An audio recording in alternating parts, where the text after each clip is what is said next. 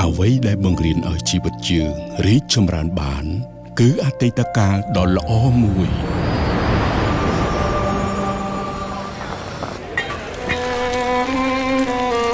ដែលពោរពេញទៅដោយការតស៊ូព្យាយាមខិតខំប្រឹងប្រែងរាល់ការងារតូចធំ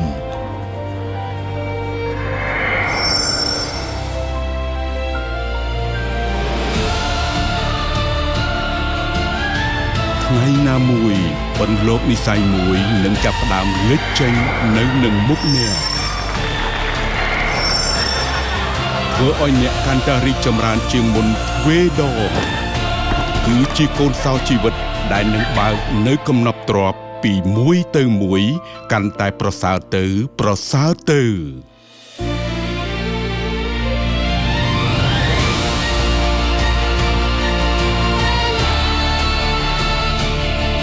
នេះជាទីកន្លែងដែលពោរពេញទៅដោយភាពស្រស់ស្អាតនិងការចងចាំមួយដ៏ល្អដែលមិនអាចកាត់ថ្លៃបានការរៀបចំទុកដាក់ដូនតាឲ្យបានល្អ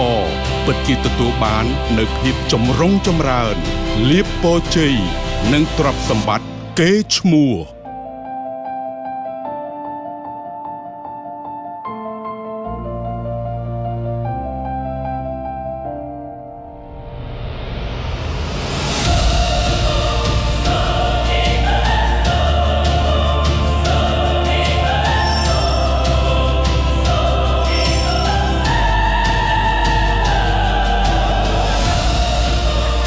កូនចៅដឹងគុណកតញ្ញូ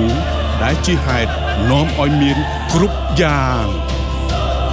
តើលោកអ្នកចង់ឃើញពន្លកនិស័យមួយលេចចេញនៅនឹងមុខអ្នកនៅពេលណាដែរ